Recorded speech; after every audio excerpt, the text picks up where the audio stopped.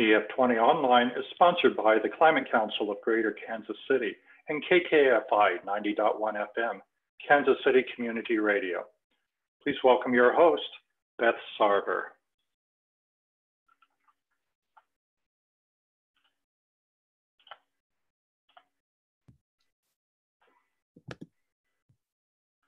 Hello, everybody. Happy Sunday. Happy Earth celebration. Welcome, welcome. This is, this webinar format, I'll just say to start, is a bit different from how a grief support group would traditionally go. So this will be an introduction to what a support group is like, but typically it would be, if it were to be on Zoom, we would see each other. So today I'm only going to get to see your names, but I will be able to hear your voices. And so throughout our time together, I will be inviting you and your voice into this space.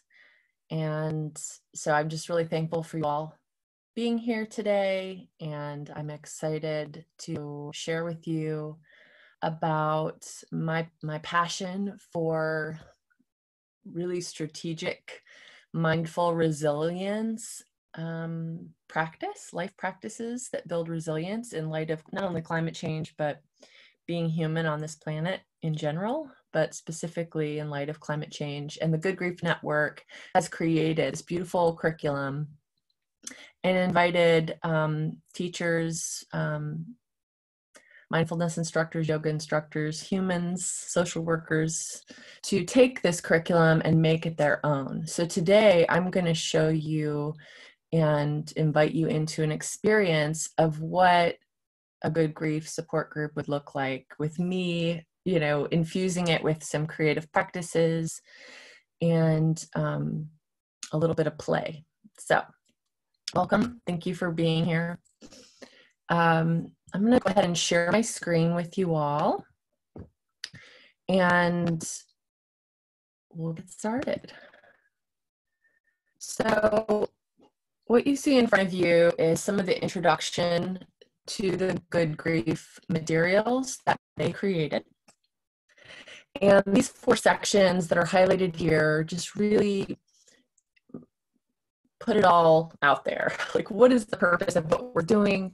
And what can you expect? So I'd like to invite a few voices that are in the room right now to raise your hand if you would be open to reading one of these little sections. It's important not just to hear from one voice. So would anybody be open to reading one of these sections? And I can't see the meeting controls who's raising their hand.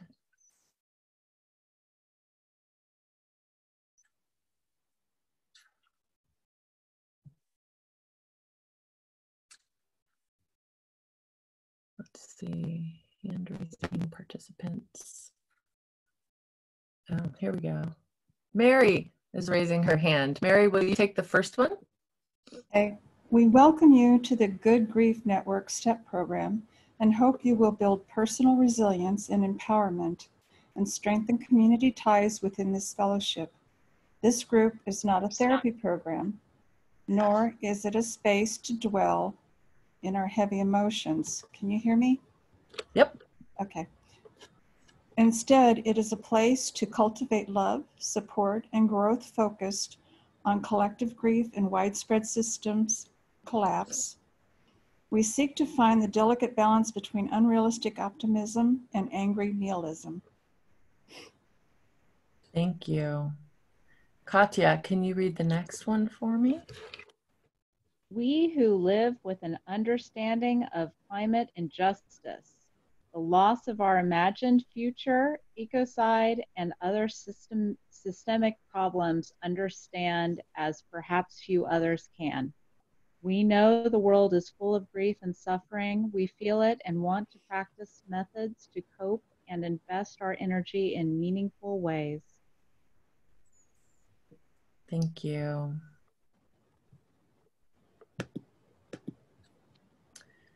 All right, and I'll just go ahead and read through the last two. The Good Grief Network offers an opportunity where individuals can build resilience that empowers us to face the challenges of these overwhelming systemic issues without succumbing to numbness, despair, or denial. This work is about embracing and navigating vulnerability, our heavy human emotions, and the pain of living in a destructive culture. Our goal when each step has been worked is to live grounded in wisdom and with fresh ideas and perspectives. We awaken and begin to see the world with social constructions broken down and are able to look beyond current systems for solutions. We practice the steps as tools moving forward. So I just wanted to put the words out there just very clearly as the creators had intended. When I first read about this program, I was truly inspired by the frankness, but also the creativity of developing life practices for resilience in community. And when I first found it, my goal was to create in-person support groups. And when COVID happened, it was like, okay, how do we do this? How do we continue to work towards building a support system in community? And so Zoom makes that possible. So thank you all for being here again. So I'd like to give everybody an opportunity to kind of respond to those 4 phrases or 4 paragraphs with just a word or a phrase that brought you here today. And you might have heard a phrase in that reading that resonated with you. You might be here with a word or a phrase on your heart. Okay. And so luckily the attendees list is in alphabetical order. So we'll try to start with alphabetical order. And if for whatever reason you're not able to come up with a word or phrase yet, you can just pass and we will come back to you. Okay. So a word or a phrase about what you're thinking about in regards to this topic and what you bring with you today. And if you want to say your name out loud, I guess I'm going to have to say it to prompt you, but all right, here we go. Anne, do you have a word or a phrase?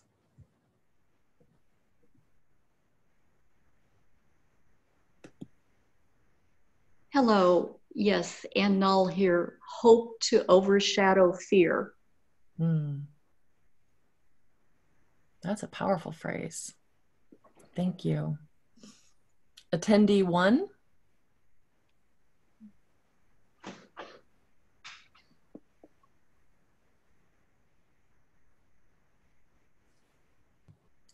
How about Barbara?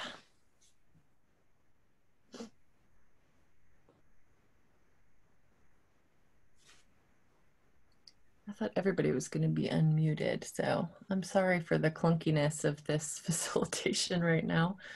Brianna?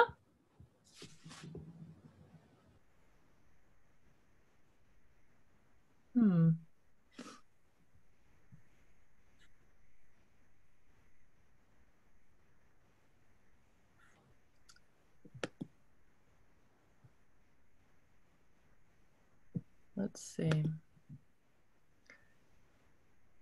My microphone is not working. Okay. If you want to, how about we go ahead and put it into the chat? Go ahead and type your word or phrase into the chat about what brings you here today in response to the reading that we just did, or whatever is on your heart, a word or a phrase. but you can unmute yourself, hopefully. If you hover over the bottom of your screen, you'll see a microphone.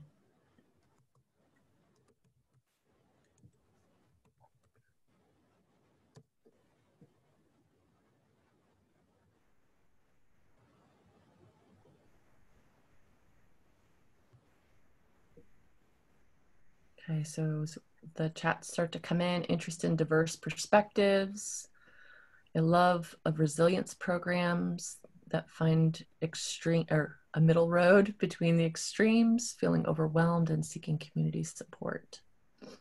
Thank you all. Wonderful. So in our time today, my hope was to share with you a little bit about the experience itself, so that you have a sense of what to expect in a good grief support group. And honestly, I didn't realize that we would not be able to see each other. So that's a big shift. But if everybody could go ahead and unmute themselves, we'll try this with everybody just unmuted to kind of create a little bit of more flow, hopefully.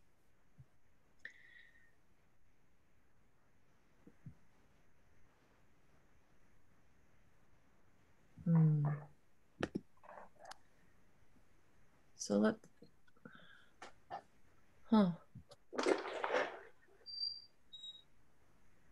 Okay, well, I see that a few of you are unmuted and most of you aren't. So for those who are unmuted, I will invite you to engage in this next part, and everybody else who has a response can type it into the chat. Okay.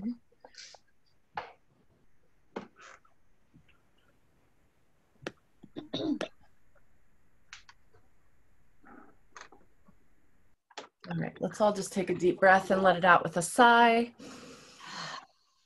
All right, and so to begin, I'd like to do a candle lighting. At the beginning of each circle, we will start with an opening of a candle lighting. And so whenever I don't have a candle to light in a Zoom call, I just use my finger to represent the beginning or the striking of a match and the lighting of a flame. And so I'm going to invite each of you to light a candle on behalf of something that you're bringing with you. It could be a very specific thing, like the animal that you just heard about being put on the endangered species list, or your own family member or whomever or whatever. So you're going to light a candle on behalf of one of your pain points around climate change or the state of the world or whatever is in your heart. Okay? So today I light a candle on behalf of my son who worries for his future and for the future of all beings. Anne, I invite you to light a candle. I light a candle on behalf of the use of herbicides and pesticides and agriculture in the United States. Thank you. Helen?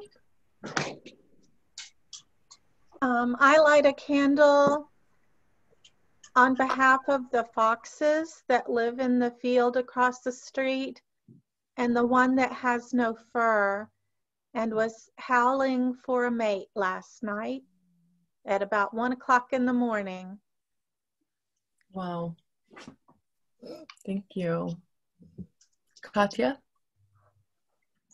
I light a candle on behalf of the loneliness and feelings of sorrow and separation from community and connection, where we all felt so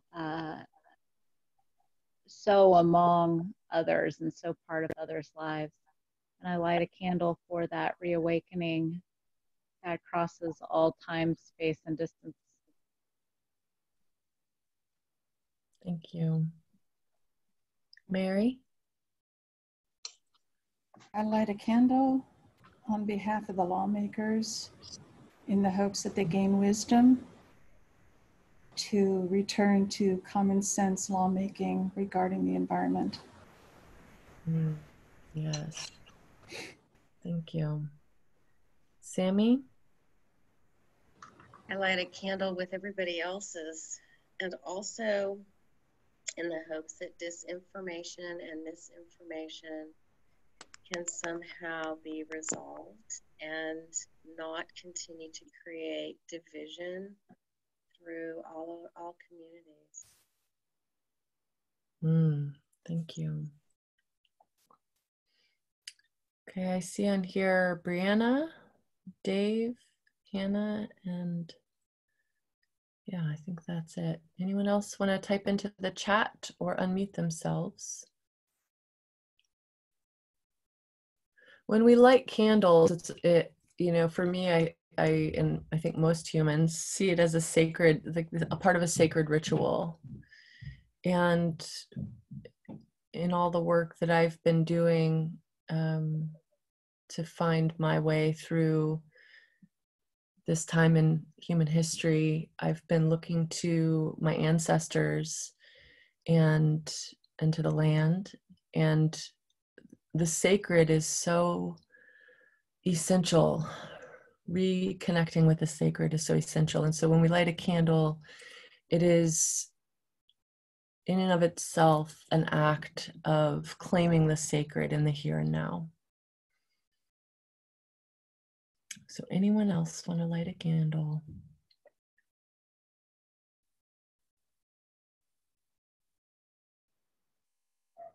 All right, so I'm going to light one last candle for our time together. May it illuminate even just one step on the path that we are on at this time in history, a sacred path and a sacred connection with each other, even if for just these moments that we're together. So, all right. So a good grief support circle is meant to incrementally guide a group of people through a diversity of experiences together that deepen personal resilience, but also really get at the importance of community resilience. We talk a lot about self-care, but really what we need to be talking about is community care along with earth care, of course. But this next activity that we're going to do is, I'm going to just read through the steps in the curriculum.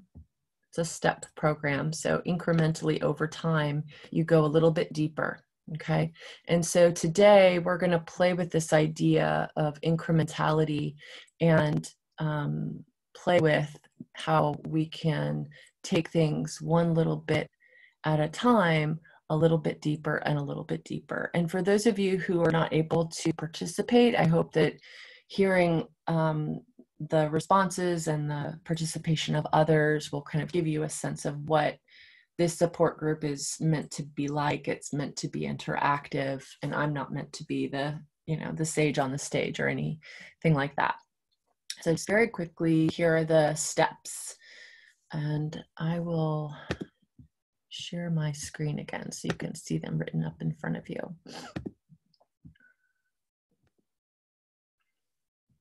So here they are. Accept the severity of the predicament. Acknowledge that I am part of the problem and the solution. Practice being with uncertainty. honor my own mortality and the mortality of all, do inner work, develop awareness of brain patterns and perception, practice gratitude, take breaks and rest as needed, show up, and reinvest myself into meaningful efforts. Okay, so incrementally over time, through a series of 10 sessions, this support circle isn't just about individual work, but the braiding together of individuals into community work. So for this next activity, we're going to take this idea of incrementality and we're going to play with it. I also teach a program called InterPlay, and so some of you have had InterPlay experiences with me, some of you haven't. InterPlay is a system of teaching, a pedagogy that is full of art and creativity, movement, storytelling, dance, singing, and stillness. Today, I'm just going to play with a little piece of it with you all, but throughout the Good Grief Support Group, we would play with more than just this little bit of storytelling that we're going to have today. So it looks like, let's see, we have 4 or 5 of us. So we're going to start with we're going to tell a circle story, but before we get to that, we have to start somewhere. So we're going to demonstrate through these steps this concept of incrementality, which comes from InterPlay. So I'd like to invite those who can participate either in the chat or in with their voice to share something through this form called I Could Talk About. So in I Could Talk About, you don't actually go into great length about something that you could talk about, but you just name it. So we're just going to name some different solutions that we have embraced in regards to having an impact, a positive impact on our personal self in regards to our own kind of anxiety or worry about the planet. So for example, I could talk about focusing on my garden as my key mental health strategy. So as soon as you hear an opening, you can speak something that you could talk about. You can take yourself off mute, or you can type it into the chat. I could talk about taking nature walks out in neighborhoods as well as forests.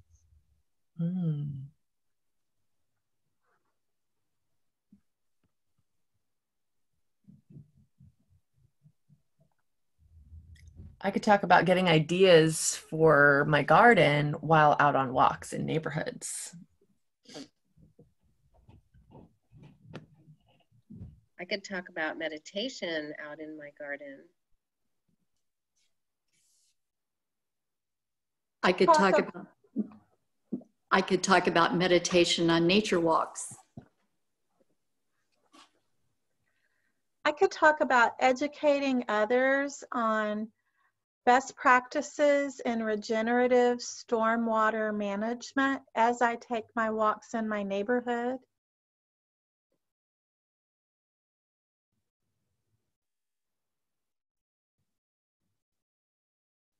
I could talk about sitting quietly anytime there's an open place that seems inviting.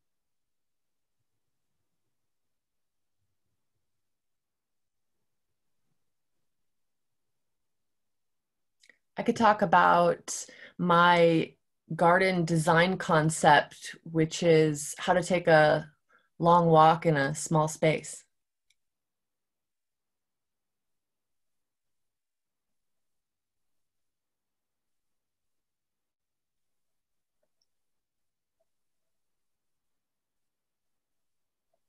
Let's try to get at least one more from everybody. Things that I Go could ahead. talk about the beauty in the sky, looking up and watching birds, clouds, planes, the sun. Mm. I could talk about the joy in a native garden when all the pollinators are out buzzing around. I could talk about sharing in the ritual and sacrament of Holy Communion with ducks in the park. I could talk about the robins that persistently keep trying to build a nest in my front door window or front door light, and wondering, what are they trying to teach me? What could I learn from these creatures right now?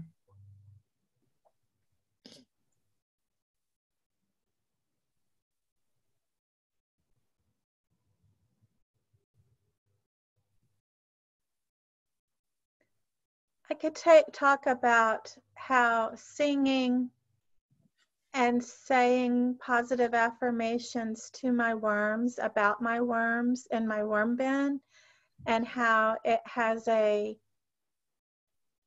reverse effect or a similar effect on me, similar impact. So here's a couple in the chat that I'll share. I could talk about taking deep cleansing breaths while walking. Brianna could talk about, ooh, a morning cup of coffee in your sunroom. I like that. Mary, again, I could talk about listening to the squirrels running across the roof as I just begin to wake. Yeah, those present moment awarenesses of nature happening all around us can be very grounding. All right, we're going to do another I could talk about, but this time we're going to take it we're going to shift a little bit of an increment where we move out of the self and into an awareness of the fact that we are inextricably connected. Now, brain science, scientists have finally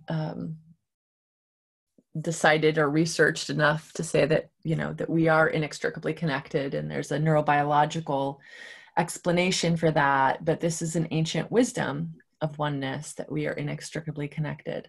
And so in this next I could talk about, I want you to speak from the position of knowing that you are not alone and that you are connected to the rest of humanity, but also to all the individual species of plants and animals that are on the planet. And speak about something that you can do, would do, are doing in regards to caring for our earth. For example, I could talk about being on my morning walk by the creek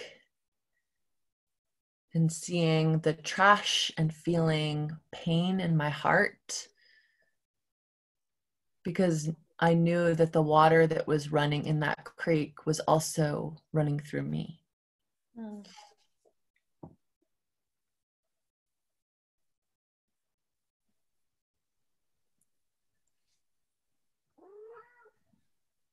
We have a kitty with us.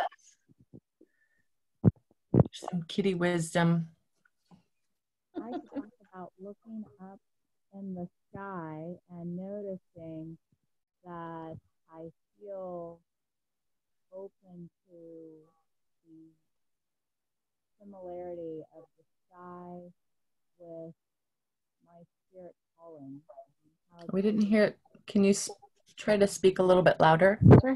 Sorry, I thought you could hear me. Can you hear me if I speak like this?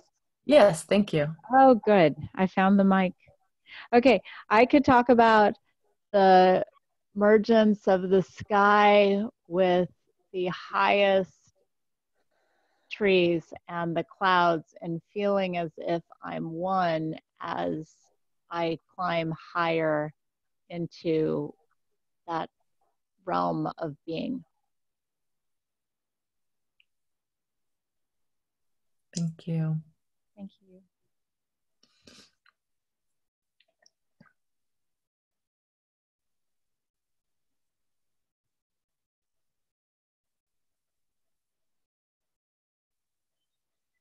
I could talk about attending meetings of Sustainable Sanctuary Coalition and the feeling of community among like thinkers.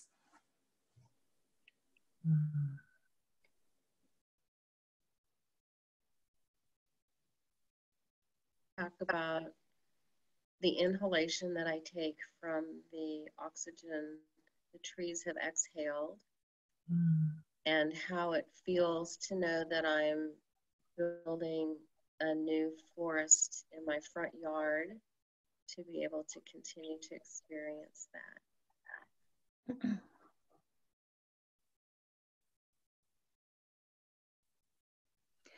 I can talk about being in a forest after it's been clear cut and hearing the trees cry and moan.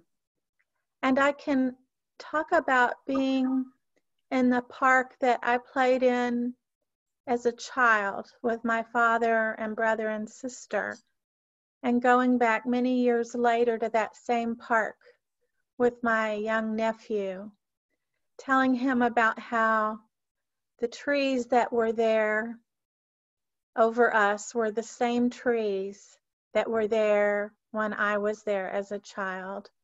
And my nephew running over and putting his arms around one of those giant oak trees as far as he could reach, which wasn't very far around. And when I asked him what he was doing, he said, "I'm hugging my grandfather." Out of the mouths of babes. A couple of from the chat, I could talk about listening to the squirrels.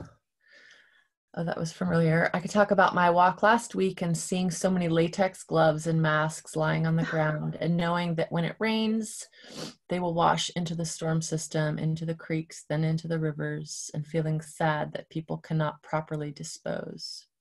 I feel that. I could talk about the young robin in my yard this morning who hasn't quite figured out his song yet, but he kept practicing and kept singing and kept working to find his voice. Wow.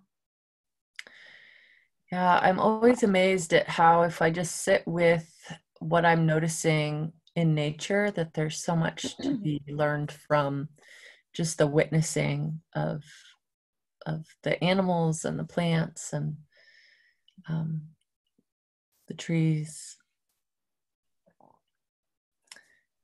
Anyone else want to share? And I could talk about in regards to that experience of understanding the interconnectedness, the oneness experience.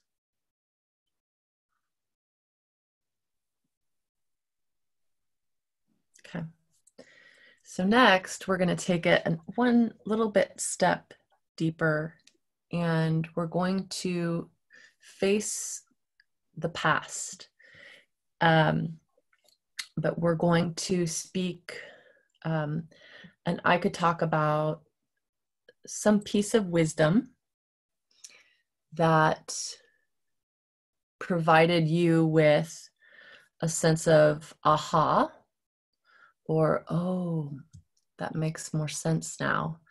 A bit of wisdom that you would share with your younger self, potentially, or a child or an adult who needs to learn in regards to caring for our planet.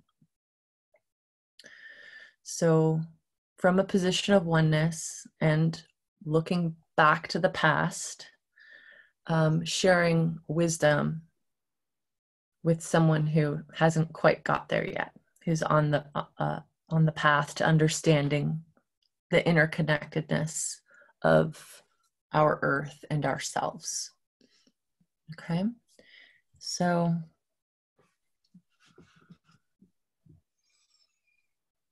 I could talk about the importance of walking barefoot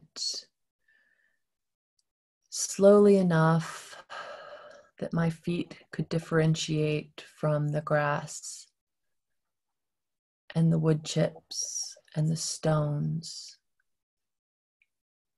so that I could really feel from the bottom to the top of myself the physical tactile experience of being grounded.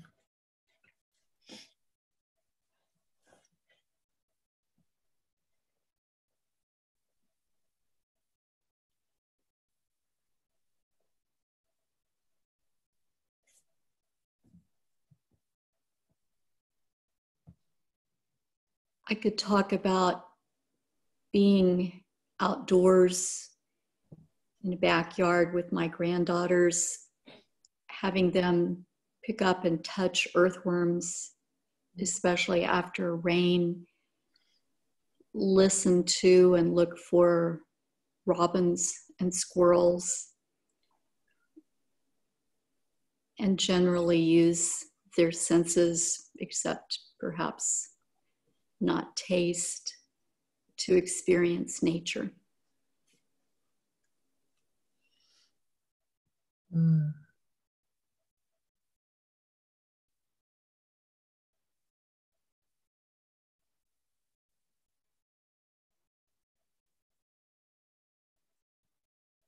So you can use the chat or speak out loud. I could talk about wisdom to share with someone who hasn't quite found their way. And you could speak to your past self. Sometimes it's nice to claim the wisdom that we've gathered up over time. I would talk about how healing and uplifting it is to actually have a conversation with a tree. Mm. Yeah.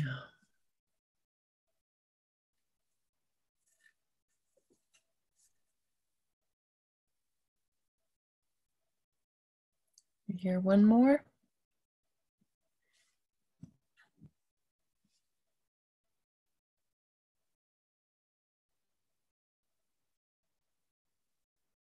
I could talk about creating a sense of place in the walking and noticing from the moment that I discovered the place to the last time I've been there, and remembering how that changes, and yet we still remember the resonance of the experiences from before. And that is what I would impart on myself and another. Thank you, Katya. Thank you. All right. And so our time is almost up. So our last little piece that we'll do together is speaking in affirmation for ourselves and our collective beingness as a human family, as a earthly family of all the many individuals of plants and animals. You could speak, we are, and then whatever you want to affirm about the future of our path on this planet, the path through, that navigates, the path that leads wherever it may lead, that you see, that you want to affirm, that you want to speak in the affirmative.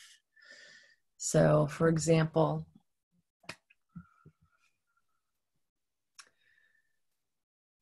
I see us walking more slowly into the future, mindful of our waist and mindful to notice each other and our need for connection. So you can write your affirmation into the chat boxes or speak them out loud. We have 4 minutes.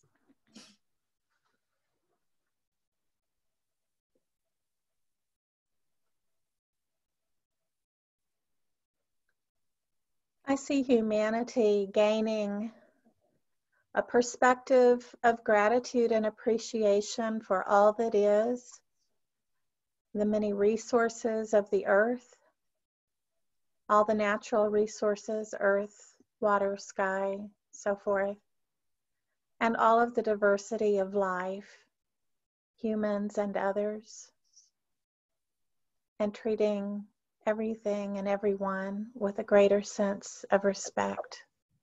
Mm.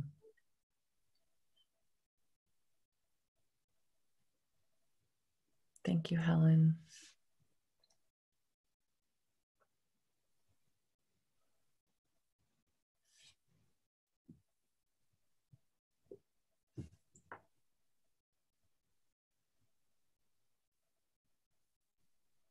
I see the discovery of life as a play and understanding how to interact in a playful way with all that we encounter.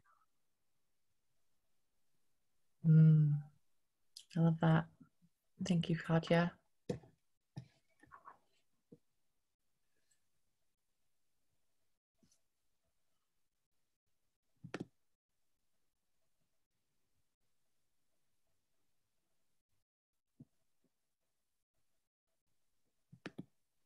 I see us living in symbiosis with all that is.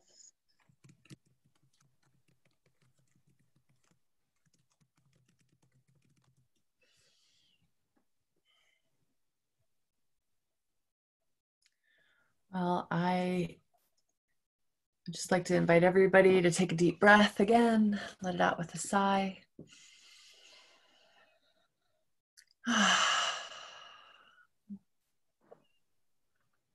Even in the short time that we've been together and the learning curve that comes with using technology in a different way, I hope that each of you have found some bit of uplift from the ideas shared, maybe even a strategy.